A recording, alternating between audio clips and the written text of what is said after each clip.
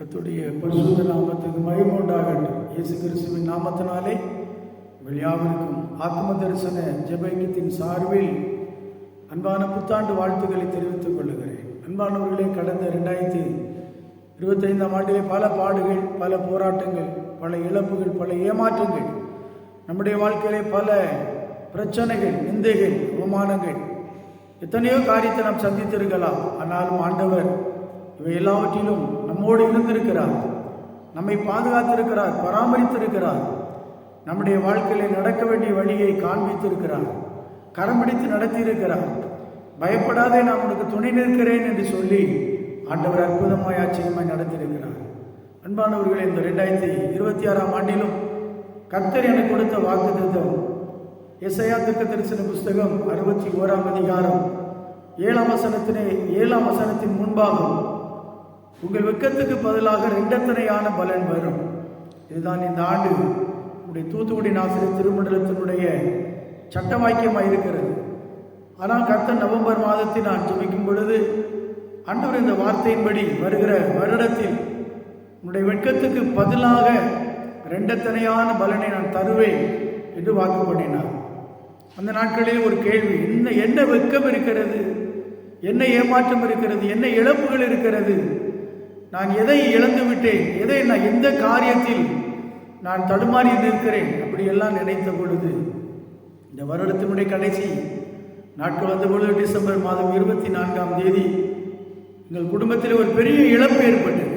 என்னுடைய மனைவியினுடைய கடைசி சகோதரி, அவருடைய கணவனார் திடீரென்று ஒரு பைக் ஆக்சிடென்ட்டில் 24ஆம் தேதி மாலையில் விபத்துக்குள்ளானார். விபத்துக்குள்ளாகி சில மணி நேரத்துக்குள்ளே அவர் இந்த உலக ஓட்டத்தை முடித்து கர்த்தருடைய ராஜ்யத்திற்கு அவர் எடுத்துக்கொள்ளப்பட்டார், அழைக்கப்பட்டார். ஒரு பெரிய இழப்பு, ஒரு துக்கம், ஒரு பெரிய புலம்பல், ஒரு பெரிய கண்ணீர், ஒரு பெரிய கவலை குடும்பத்தில் ஒரு பெரிய இடி போல வந்து தாக்கினது.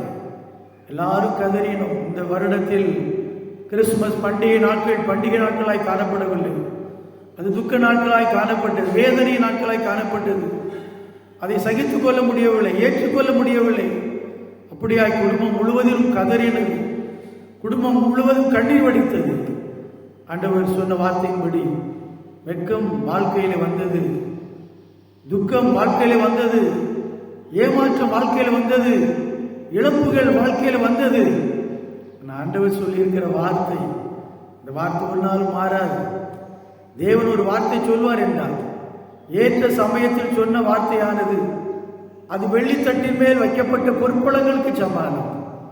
அப்படின்னா ஆண்டவர் ஏன் இதை சொன்னாரு அப்படின்னா, இந்த காரியத்தில் எப்படி அவர் இரண்டத்தனையான பலன் தருவார்? இந்த வசனத்தை நீங்க கவனிச்சு பாருங்க. பதிலாக அப்படின்னா ஒரு காரியத்தை இழக்கணும், ஒரு காரியம் எடுபட்டு போய்விடும், ஒன்றுக்கு பதிலாக மற்றொன்றை ஏற்படுத்துவார். இது சில நேரங்களில் ஆண்டவர் ஒரு பொருளை அபகரிச்சுட்டு இன்னொரு பொருளை வைப்பாரு, அல்லது ஆண்டவர் நம்முடைய வாழ்க்கையில காணப்பட்ட ஏதோ ஒரு தீமையை எடுத்துவிட்டு நன்மையை வைப்பார். ஆண்டவர் ஒரு பாவத்தை எடுத்துவிட்டு ஆண்டவர் பரிசுத்தத்தை வைப்பார். ஆண்டவர் ஏமாற்றத்தை எடுத்துவிட்டு எதிர்பார்த்ததை வைப்பார். இப்படி எதையோ ஒன்றை கர்த்தர் வைக்கிறார். அதுக்கு பதிலாக அப்படின்னா முன்னால இருந்ததை எடுத்துட்டுதானே அர்த்தம். வேதத்தில் பார்த்தீங்கன்னா கர்த்தர் ஆதாமுக்கு சொல்ற, நமக்கு தெரியும் ஆதாமுக்கு மூத்த குமாரனாக காயின் பிறந்தார். அதற்கு பிற்பாடு காயின் பிறக்கும்போது சொல்றார், கர்த்தர் எனக்கு தந்த கர்த்தரால் ஒரு குமாரனை பெற்றேன் அப்படிதான் சொல்ற. அந்த காயினுக்கு பிற்பாடு ஆபேல் பிறந்தார்.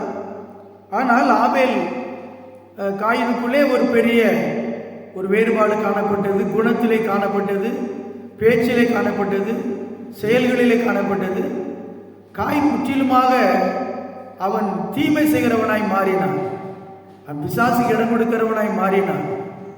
ஆனா ஆபேல் கர்த்தரை பிரியப்படுத்தின ஒரு மனிதன், கர்த்தருக்கு உகந்ததை கொடுக்கணும், உண்மையாக கொடுக்கணும், ஒழுக்கமான வாழ்க்கை வாழணும், கர்த்தரை தேடணுங்கிற ஒரு நல்ல எதிர்பார்ப்போடு இருந்த ஒரு மனிதனாக காணப்பட்டான். ஆனால் நடந்தது என்ன?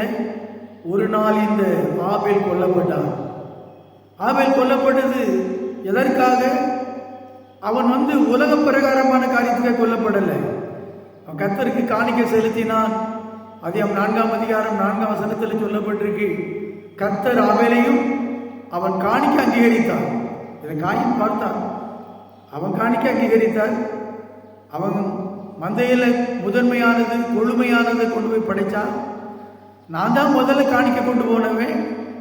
என்னுடைய நிலத்திலே விளைந்த விளைச்சலில் சில கனிகளை கொண்டு போனேன்.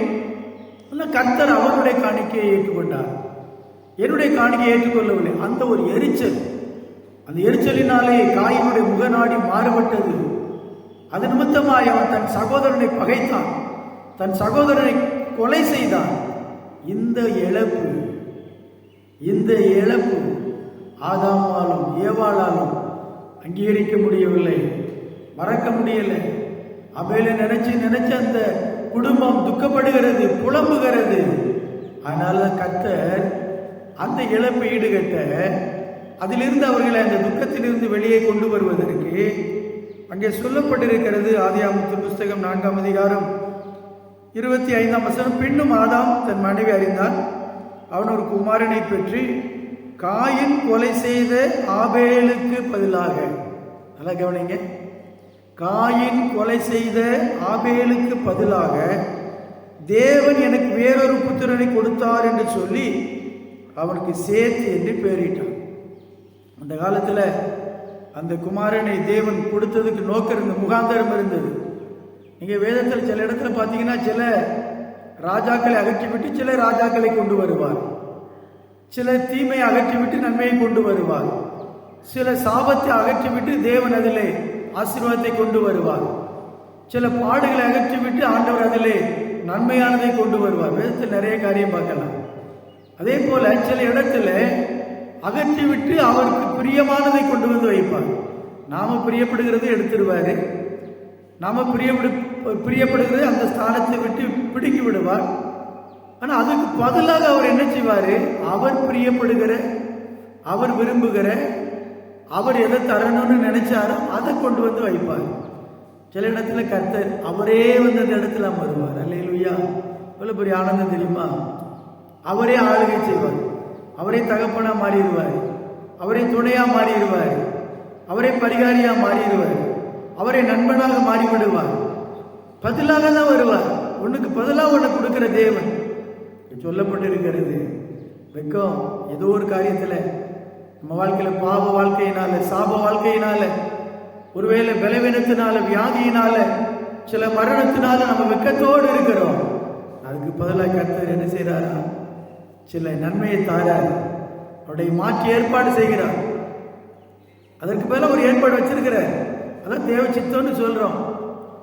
தேவன் எதையும் ஒரு முகாந்தரம் இல்லாமல் செய்ய மாட்டார். ஆனால் அந்த முகாந்தரத்தை சில நேரத்தில், அந்த தேவ சித்தத்தை சில நேரத்தில் ஏற்றுக்கொள்ளக்கூடிய மனப்பக்குவம் நமக்கு இராது. அதனால அழுவோம், அதனால புலம்புவோம். நாளானது விளங்க பண்ணும்.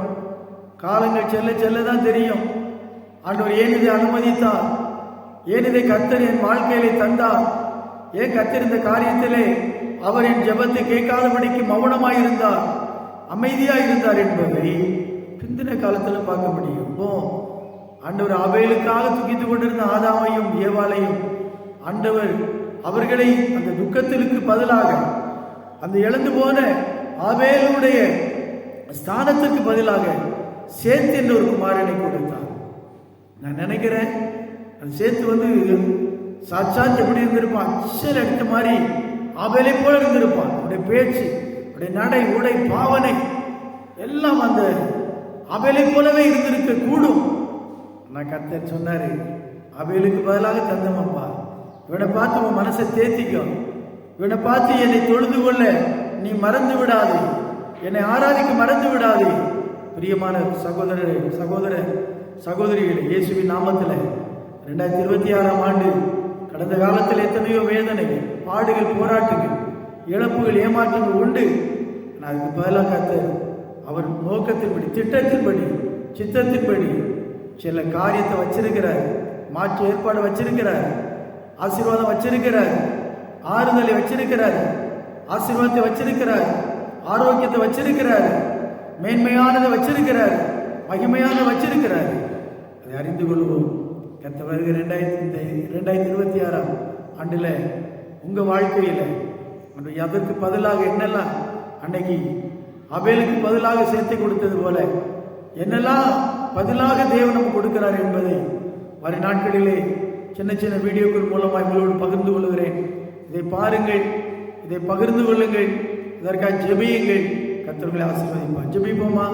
நல்ல பிதாவே, பரிசுத்தமான ஆண்டவரே, 2026 ஆண்டை காண செய்த கர்த்தருடைய அன்புக்காக சோதரம்.